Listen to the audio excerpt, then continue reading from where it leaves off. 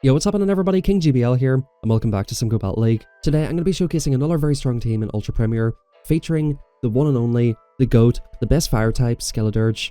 It's a goat, it's a crocodile, it's an alligator, I don't know what this thing is, but I think it's the best fire type in the league. Typhlosion is a very cool Pokemon, does a lot of damage, super scary to face against, but I still think Skeledirge just about inches it as the best fire type in this league. You're going to see in today's battles, man, the sweep potential of Skeledirge is just crazy. On this team we have Dragonite lead, of course very weak to Charm, very weak to Ice. We have Tentacruel and Skeledirge, which pretty much cover the weaknesses perfectly. The biggest core breaker for this team is Alolan Sandslash. You're going to see in later battles we do manage to take out those teams. If you can get an energy lead on the safe swap, you can look to potentially threaten superpowers. Of course Skeledirge is a very good matchup in there.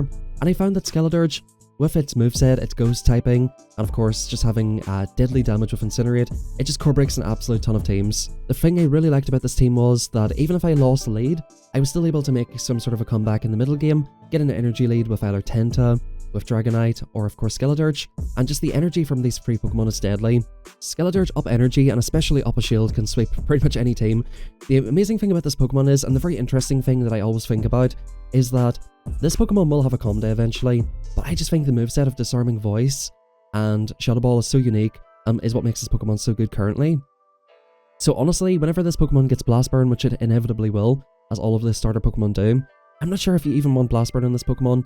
I just think the way this Pokemon is currently is very strong, with buffed Incinerate, Shadow Ball, and of course the very unique coverage move of Disarming Voice. The only thing I think that would make this Pokemon even better would be some sort of better fairy coverage move, which I think Disarming Voice is probably the best move for that amount of energy. So anyway guys, without any further ado, let's hop into the battles. Drop a like in the video if you enjoy it, subscribe if you want to see more, and we do farm down the Swampert in this match. Now Charizard left off a move, I'm pretty much happy to CMP tie this Pokemon here, and I'm happy enough to give up one shield, because I have two moves. I can pretty much get this move off straight away, and pretty much look to farm it down with Skeledirge if the opponent shields. I'm pretty happy with the situation. Skeledirge up shields and up energy is just so good. The opponent goes for Dragon Claw. I'm pretty happy with this at this point. We're going to let this go. We're going to farm it down with Skeledirge. The opponent insta-swaps into a Poliwrath, and just as quickly as they swap out, the top left. That's pretty much game over. Two Disarming Voices will take care of it. One really useful piece of information about this is that Shadow Ball does more damage neutrally than a super effective Disarming Voice. So if you're going to use Skeledirge, if you ever have a situation where you have like a Poliwrath, if you can only ever get off one move, you go for Shadow Ball. Otherwise, two Disarming Voices will basically take out the Poly. Now, in this next match, we have a bit of a core breaker. Unova Stunfisk, pretty uncommon pick in this cop. I farm it all the way down to pretty much 1 HP, go for the Dragon Claw just before they get off their move, and I'm going to come in with Skeledirge. The opponent will go for a Discharge, unless they're for some reason going to beat it with a Mud Bomb. We get a huge farm down here, and in comes Dragalge. Now right here, I'm going to look to go for free and throw for good timing. The opponent's an insta-throwing Andy, they throw the move immediately in bad timing, giving us a free Incinerate. We go for a 1 and throw here on Disarming Voice, and I can basically 1 and throw the Shadow Ball, or 1 and throw another Disarming Voice here. I actually go for this move immediately, because actually I think the game was lagging. Actually, I do recall this matchup right here. The game was a little bit laggy, and the opponent don't quite commit to the farm down, but they still have a decent amount of energy here. So I could have went for Shadow Ball, that would have been a little bit better there. Now I still have some energy in Dragonite, we come into here, they come into Mandibles, and on the Tenta we're running Sludge Wave. I think in this particular meta, Scald and Sludge Wave is the best moveset. Blizzard of course would be nice for dragons, but Sludge Wave pretty much does the job, and it gives you a very good move to throw against Poliwrath. So yeah, I highly recommend this moveset right here. The opponent's going to get off a move, I'm pretty happy with this. The opponent is not throwing on the most optimal timing. I'm pretty much going to go for a Scald and a farm down. Of course a debuff would be nice. Do let me know in the comments, have you noticed that Scald is definitely a lot worse for debuffs? That is one thing I've noticed here. But in any case guys, this should be game over. Dark Pulse coming in, I'm going to aggro swap into my Dragonite. I have a Dragon Claw loaded, we're going to go for it immediately. That's going to be good games well played to the opponent there. And yeah, this team is just cooking, man. I highly recommend this team for climbing. I was running this team all day and I had nothing but positive sets with it, so give it a try. There are some core breakers and this is one of them, Excadrill. Now the one good thing is, this thing is very glassy. They go straight for the Rock Slide. Of course they want to get off the move before I can threaten a move.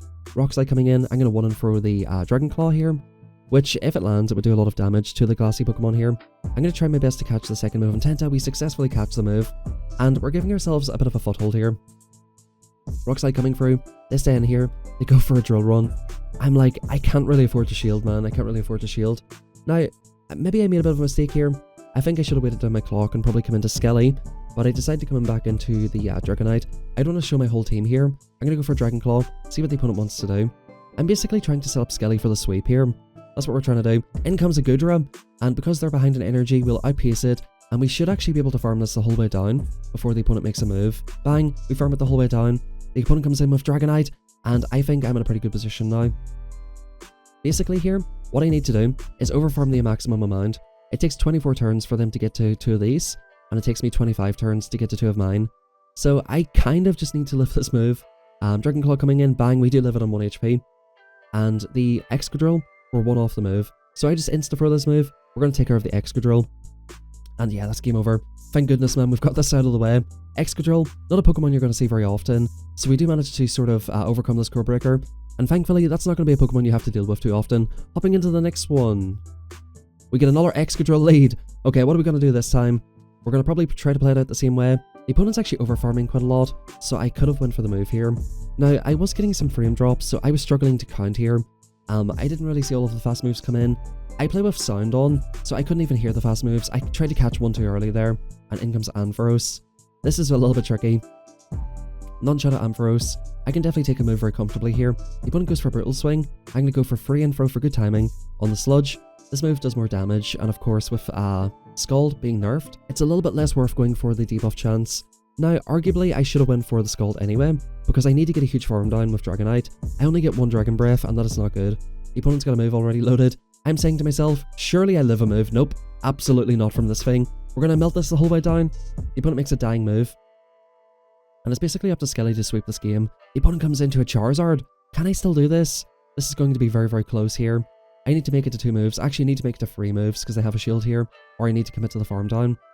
Now, what I should have done here is went for the move immediately, because I think they're on 1 HP, and if I go for a 1 HP knockout for the shield, that would have knocked them out. So maybe I could have went for the move there. Unfortunate. Good games to the opponent there. They go for a Dragon Claw. Pretty unfortunate to see Excadrill lead twice in a row, but in the next match we have a pretty neutral lead in Poliwrath. It's funny that this is neutral because they do have Icy Wind. Now, pretty much every single time I face the Poliwrath, they throw this move immediately, bang, we swap into the Tenta, catch the Icy Wind, and look to see what the opponent comes into. Oftentimes they've got Poliwrath lead with Tenta in the back. On this occasion they have a Venusaur. They already debuffed me, so the opponent will probably let a move go. I can take a Frenzy for comfortably, it's non-shadow. Even from the shadow I can take a Frenzy. I'm going to build up and threaten the Blizzard, but I don't think the opponent will probably respect it here. Sludge still does a lot of damage. The opponent's an insta-throwing Andy here, throwing again immediately. And yeah, we're pretty much fine with this. On this team, like, you can play this one of 2 ways. You can either just 2-shield the lead with Dragonite, or you can look to try and get farm downs with Dragonite, and look to try to use that energy.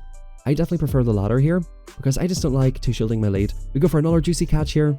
We can take this move on Skelly, it's going to be an Icy Wind of course. Boom, I'll do absolutely no damage, and back in comes the Talonflame. Now right here, I wasn't sure who won CMP. It is Talonflame unfortunately, and I'm predicting the opponent goes for a Flame Charge first. Whenever you're using Talonflame, if you go for a Flame Charge first, the next 2 consecutive flies will be after 2 Incinerates. However, if you go for a fly first, the next fly will be after 3, and the following will be after 2. So it's always good to go for Flame Charge first. I'm at a decently high level, around level 15, so I'm playing against mostly Legend players, so I assume they would probably know that. I'm pretty much happy to let the Skelly go. I can come into Dragonite, take care of the Talonflame, and the Poliwrath here. I'm letting them punch me a little bit. I'm trolling the opponent, but good games well played there. So that is one good thing to keep in mind with Talonflame. If you're using it yourself, first time you go for the Flame Charge, second and third time go for Fly. Doing back-to-back Flame Charges can mess up your counting as well, so that's definitely worth keeping in mind here. I believe we get a free tow here and we're just about to hit level 15. I think I finished off like 15 or 16. I've got just about under a 70% win rate, and in the next battle here, we have an interesting line. I think I go for a catch on the Skelly, we sneak the full Incinerate. However, this opponent is using Night Slash. Oh, and they get the boost! They get the boost. I'm expecting the opponent to immediately throw. The opponent's in shambles, throwing an alignment. And yeah, this is basically good for me now. I can 1 and throw the Disarming Voice for good timing. When possible, you always want to try and 1 and throw or 3 and throw. If it's good timing, of course.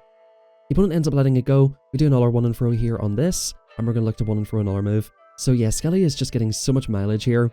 We're taking out the, of course, Gliscor, which had a boost. Poliwrath is coming in. At this point, I'm expecting this to be an Annihilate in the back, so I don't want to allow the opponent to farm me down. I'm swapping out. Icy Wind coming in. The opponent's Icy Winding the life out of me here for some reason. The CMP on the Scald. They go for another Icy Wind. And at this stage, bro, I just realized, like, this has to be Charm in the back. This has to be Charm. I'm thinking I still have enough health left on Tenta. The opponent shields a move. It's just Charm in the back. It just absolutely is Charm. I'm going to commit to the farm down here. I'm going to shield a potential Scald, because the opponent's misaligned the clock quite a lot here as well. And yeah, in comes the Charmer. We want and throw this Sludge Wave. Because we're like double or triple debuffed, it doesn't do too much, but they're not going to be able to farm down Tenta. This is going to be game over. Good game as well played to the opponent. With this team, you absolutely love seeing Charmer in the back. Of course, you don't want to see it in the lead, but Skeledirge and Tenta just completely destroy Charmers. Okay, so here we go. I know some of you are saying this team just loses to Sandslash. You're not wrong. This team does just lose to Sandslash. This is a huge core breaker here. What I like to do though is play it out on the lead for a little while. At the very least, threaten a superpower. You can go for it if you want. I like to go for the Dragon Claw bait.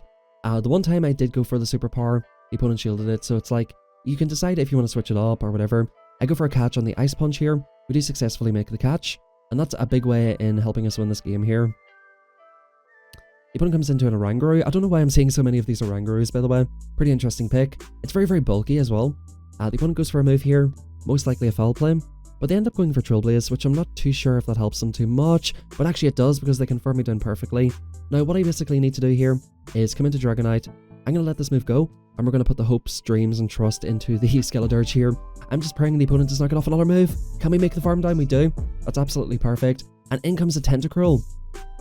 This is very tricky. Can I still win this match? We're going to go for Shadow Ball. The opponent's going to shield it. And I just kind of realized, like, the opponent's going to debuff me a couple of times. It's going to be awkward. And in the next match, we have another difficult lead. The one great thing here is their best answer to Tenta is going to be for Alligator. So I can look to basically threaten a one-shot with the Sludge Wave, and we're pretty much fine here. We can take another move. The opponent will most likely go for Hydro after this.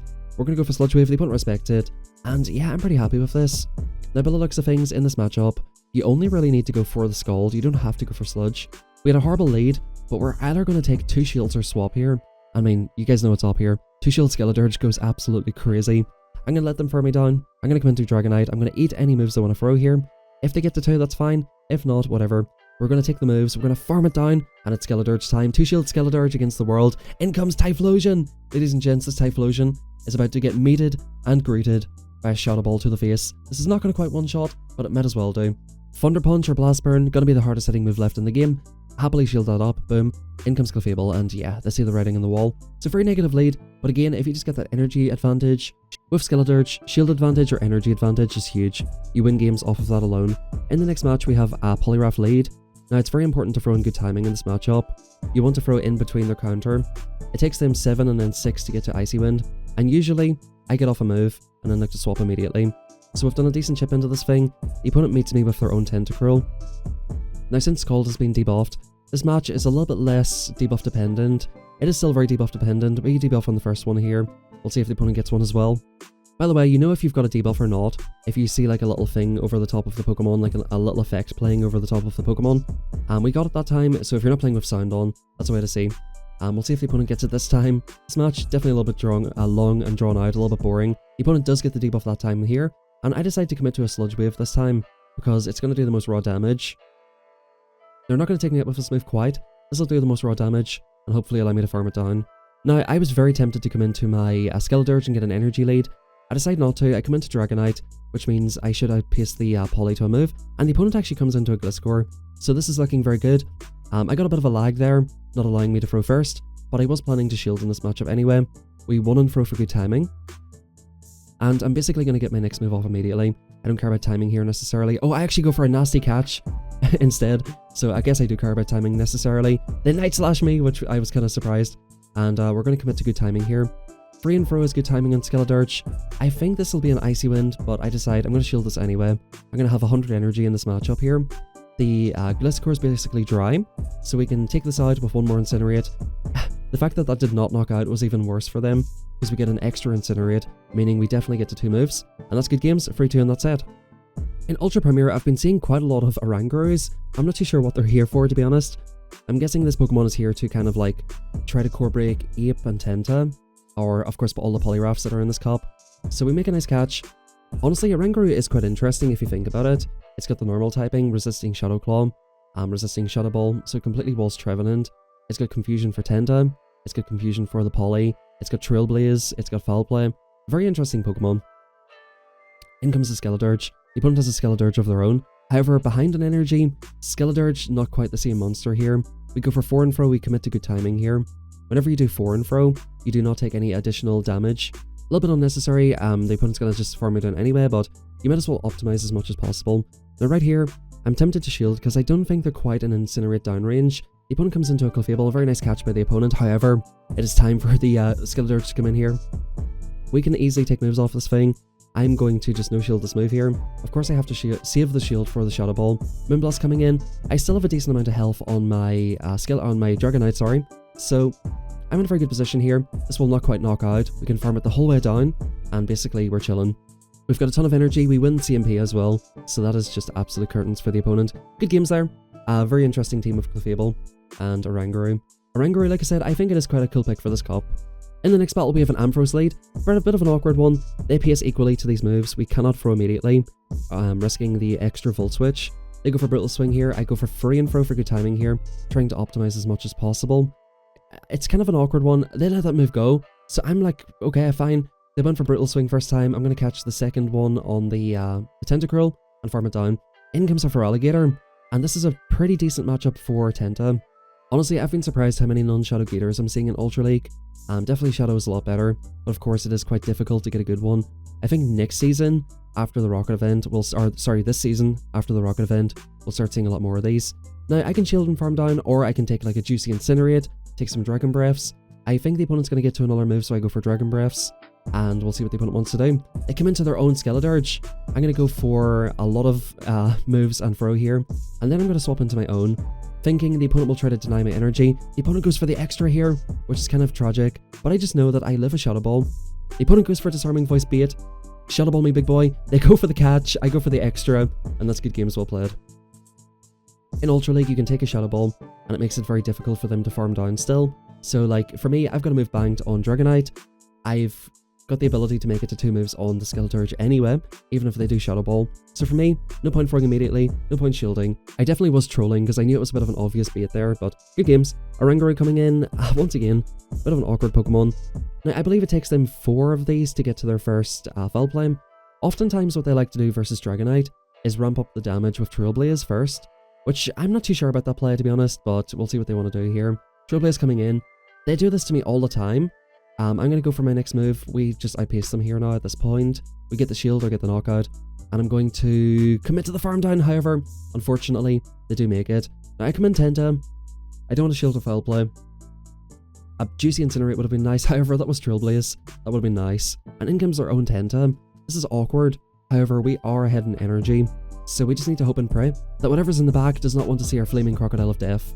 We'll see what the opponent does here. I think the opponent went Acid Spray here. Yeah, Acid Spray and then Scald. I think that's the correct way to play this matchup actually, because now Scald is going to do so much damage, it's going to almost knock me out. I'll get off one more Scald, it's going to do nowhere near that amount of damage, and I'm in a very, very tricky spot now. We go for that Scald. This is just horrible. This is top left right here. Good games to the opponent, basically. I mean, I can try to commit to the farm down, try to call a move. I guess I just shield the Scald and hope for the best here. They do go for it. I'm committing to the farm down. I need something in the back that is just amazingly good for Skelly. With this damage going through though, yeah, they come into Poliwrath. I go for one Disarming Voice. You're gonna see, the damage output's basically laughable after that debuff. So yeah, we immediately top left, good games to the opponent. Bit of a tricky team for me, but you know, of course, with every team, you're gonna find teams like that, which are just awkward. Overall though, the way this team is set up is very good. Just having the 2 hard answers to Charm, and of course just relying on Dragonite for fast move pressure, and like I said, the way I like to play personally is not to shield the lead. I like to swap out, get energy, get farm downs. Dragonite is such a useful Pokemon. Even if you save that Pokemon in the yellow, it can just farm something down at the end and win a match for you. Very, very good Pokemon here. This team right here, I'm expecting this to be Mandy Jelly. I go for a CMP tie. I didn't realize I lost it. I predict the opponent will go for a lunge. The opponent does go for a lunge. Honestly, if they shielded here, that would be best case scenario for me, because again, it's probably going to be Mandy and Jelly. They actually come into an Escavalier, so I'm like, okay, well, we're going to put this here. The opponent's staying in to go for a move. I'm like, fine, bro, yeah, I mean, take my shield. This is a very obvious and free shield here. They come into Mandibles now, which is a very weird play. They give me a huge energy lead and then come Mandy. I'm going to do one and throw for good timing here. The opponent will be at the Dark Pulse. We're going to swap out into Tenta. We don't unfortunately have the Blizzard, but in this case, we don't really need it. I think I do go for a Sludge Wave in this matchup, because again, it does more damage. Basically committing to the farm down at that point. We do 4 and throw for good timing. 2 turns versus 3 turns. 147 for good timing. Yeah, that puts them in perfect farm down range, and the Escavalier is basically 1 foot in the grave here. The opponent is still going to go for a move, and unfortunately for them, Tenta is still very thick. Even though we don't debuff as often anymore, we're still thick. And in the next match, we're hopping straight into the next one. Pidgeot lead. Again, we throw before they reach the move. This is an awkward match. Whenever Pidgeot no shields, I'm inclined to shield, because it means they're not trying to debuff me, but they are just trying to debuff me anyway. I'm going to farm it the whole way down just before they get to the next one. And in comes Gliscor. This is kind of annoying. Gliscor in the back is a bit of a core breaker, so this is definitely a little bit annoying. I'm going to try to catch the move. We do catch it on the Tenta here. And again, you know, even though this is a bit of a core breaker, if we can get it low, make this awkward for them, this could be good for me. Now, the opponent does not even build up to the Earthquake, so I'm like, right, okay, Sand Tomb me. Oh, okay. So we get Sand Tombed, which is horrible. I'm not going to lie, it's pretty horrible.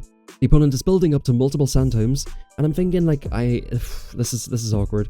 What do I do here? Do I come in for the Incinerates? And I'm like, okay, I'll come in, try to quickly get off a Dragon Claw, see what they want to do. Hopefully they let it go.